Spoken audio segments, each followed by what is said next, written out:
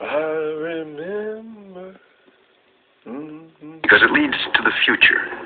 Not a future that will be, but one that might be. This is not a new world. It is simply an extension of what began in the old one. It has patterned itself after every... For this, maybe some people are just jealous. I don't know, but I do want to take a closer look. Last night we were looking at the Cenk Uygur comments. Today I want to take a look at a series of tweets from Ryan Grim about Jimmy Dore. The first one, he tweeted out a video from Carcosa Lobbyist, who's the same person that put out that video of Jimmy, having a moment, freaking out, but rightfully so, arguably so, about the seriousness of this issue and about the lack of concern of some progressives in the House who are just... So Ryan Grim, according to Wikipedia, does go on Sam Cedar's show. He goes on Sam Cedar's show and also on Rising with Crystal and Sagar, which I've seen him on.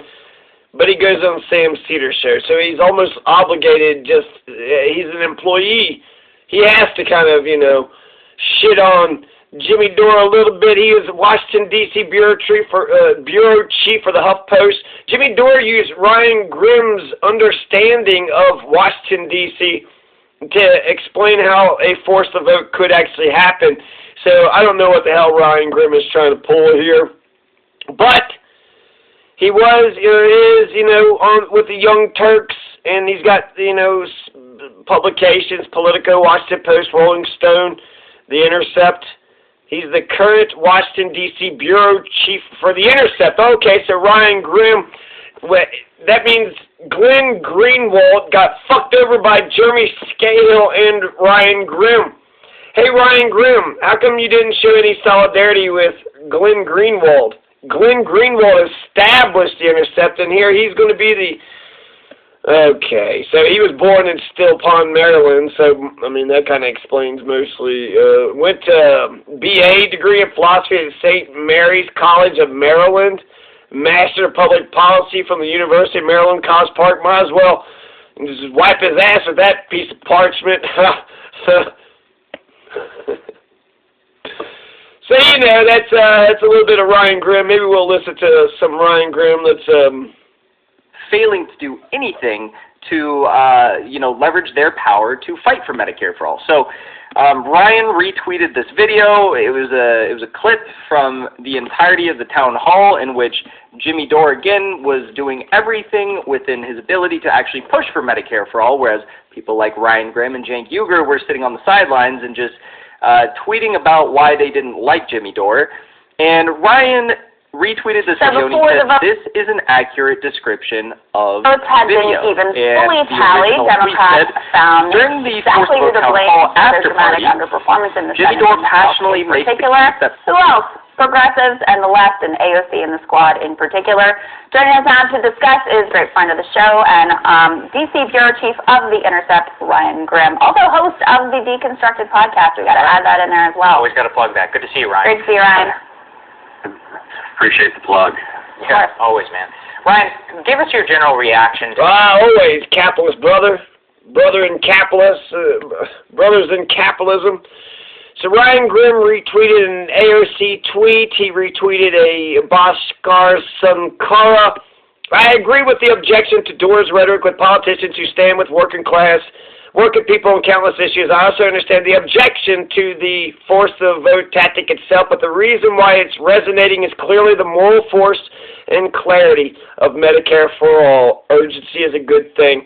Retweeting Katie Halper, Justin Jackson lost his mother to breast cancer when he was 3 and she was 30. She didn't just have to deal with her own death, but with worrying about the financial impact on her family. Justin Jackson is done waiting for Medicare for All. Ryan Grim retweeted John Ossoff saying, "Wow, number 1, Purdue's ties to China are deep. 2, he made a career out of shipping our jobs overseas. Number 3, he was pushed out of the company he claimed to rescue before embracing an America First agenda. David Perdue was a ... Ryan Grimm retweeted an Ilhan Omar tweet. Ryan Grimm retweeted. Ryan Grimm says this. Basically, Josh Gottheimer so thoroughly abused the MTR that Dems abolished it. Progressives in the House have won a rules change that would allow Medicare for All, Green New Deal, or other big-ticket agenda items to be exempted from pay-go. This was a necessary step in opening the way for it. So that's fantastic. 8 hours ago, progressives in the House have won a rules change that would allow Medicare for All, Green New Deal, or other big-ticket agenda items to be exempted from pay-go.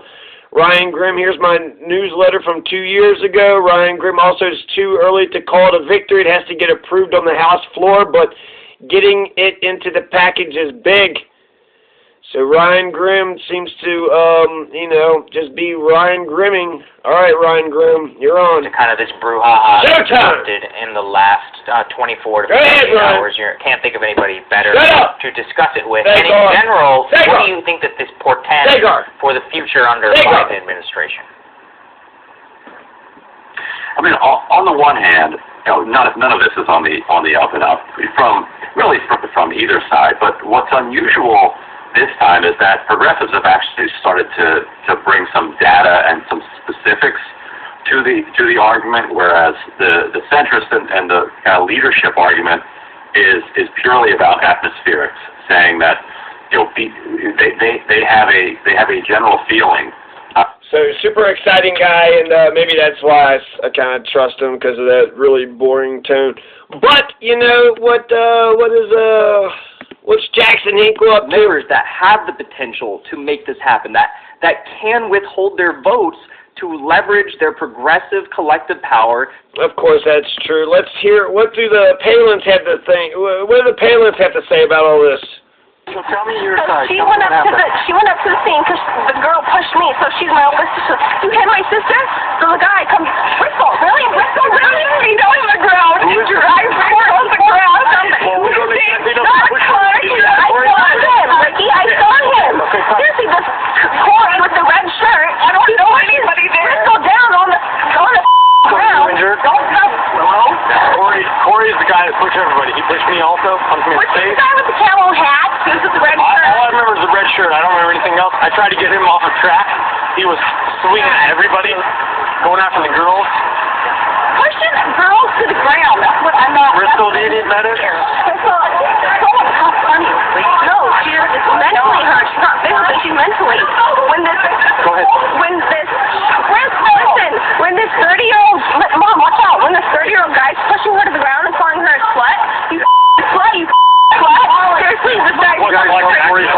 Yeah, we can tell you right to Corey. I can point you right to the Klingenmeyer. I've had an altercation with that gentleman in the past. What did he do pushing girls around, though? He's a drunk ass.